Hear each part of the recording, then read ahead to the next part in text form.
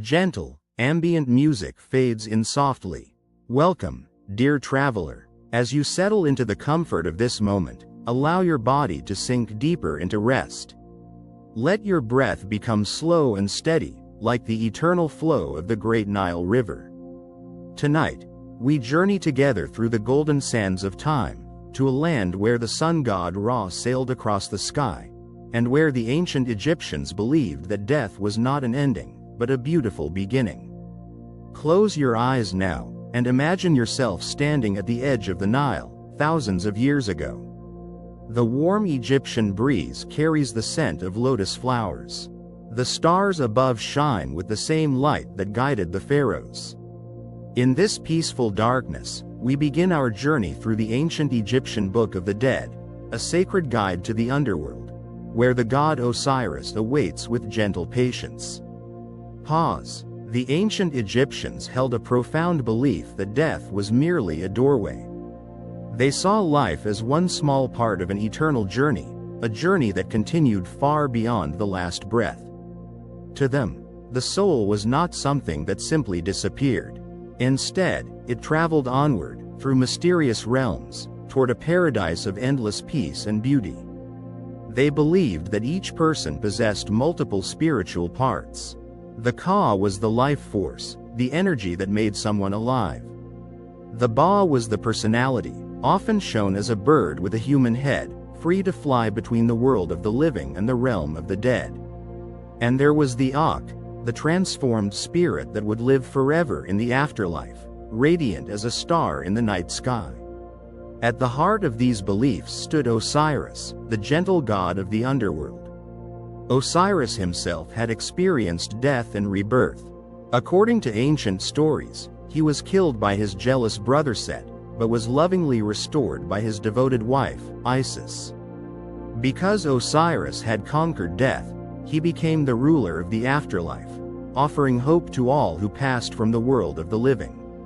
He sat upon his throne in the Hall of Two Truths, a place of quiet judgment, where every soul would one day arrive. The Egyptians did not fear Osiris. They saw him as a kind and just ruler, dressed in white, holding the crook and flail of kingship. His skin was often painted green, the color of new plants rising from the earth, symbolizing rebirth and the promise of life after death. Pause. To prepare for this journey to Osiris, the ancient Egyptians developed careful and loving rituals. They believed the physical body needed to be preserved so the soul could recognize it and return to it in the afterlife. This led to the sacred practice of mummification, a process that could take 70 days to complete. The body was gently washed with water from the Nile. Special salts drew out moisture and preserved the flesh. Priests wrapped the body in fine linen bandages, tucking protective amulets between the layers. Each step was performed with prayers and sacred words, treating the deceased with the deepest respect and care.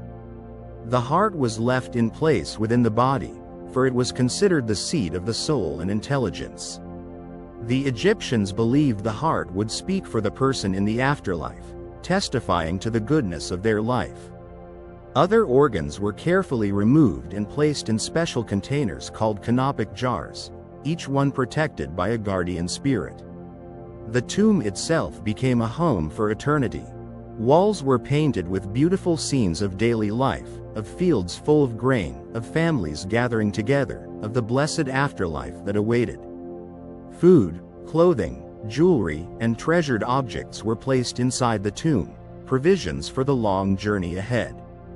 Priests performed the opening of the mouth ceremony, a gentle ritual that restored the senses to the deceased.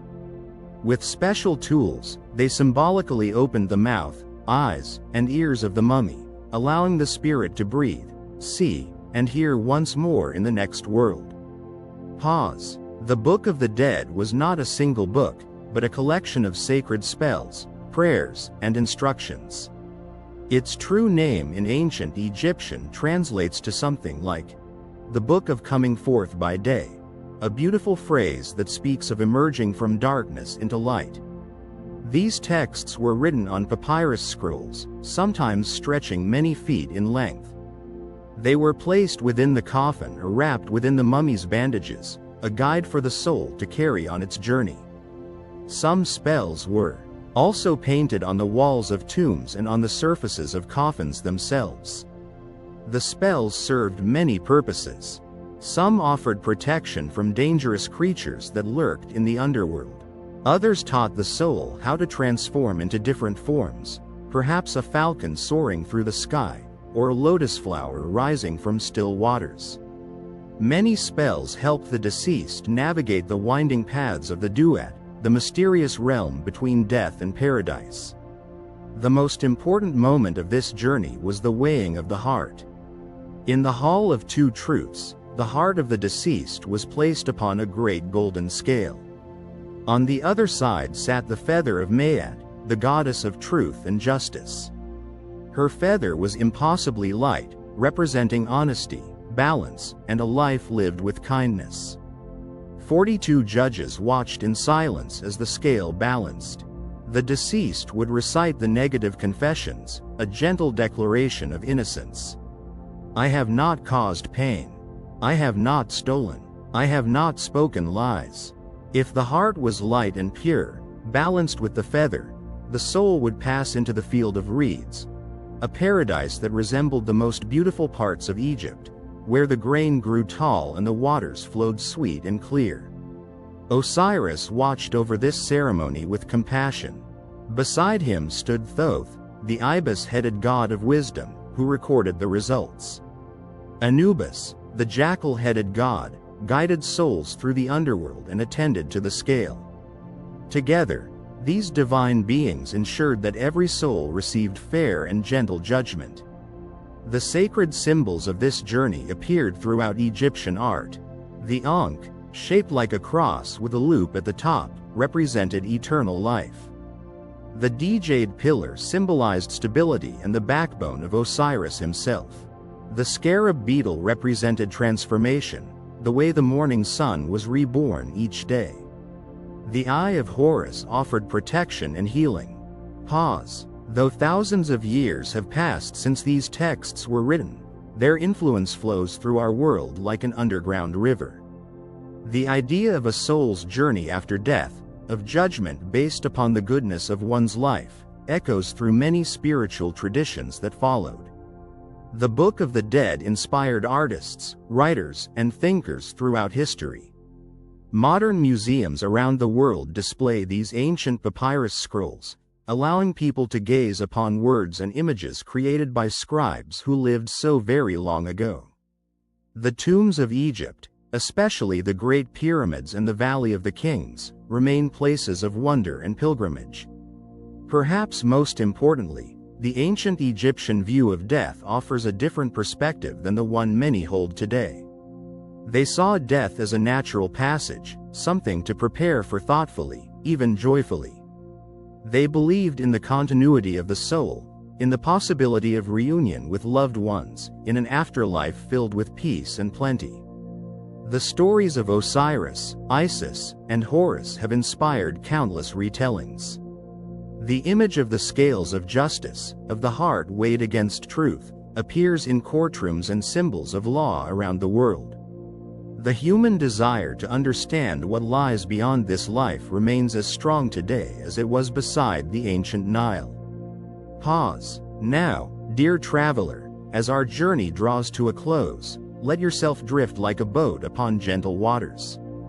The ancient Egyptians believed that night was a time of passage, that the sun god Ra traveled through the underworld each night, only to be reborn with the dawn.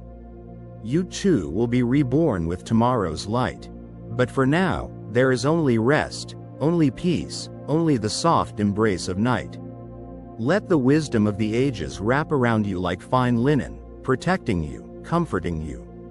As you float toward sleep, imagine the field of reeds, where the air is warm and sweet, where loved ones wait with welcoming arms, where there is no suffering, only eternal peace.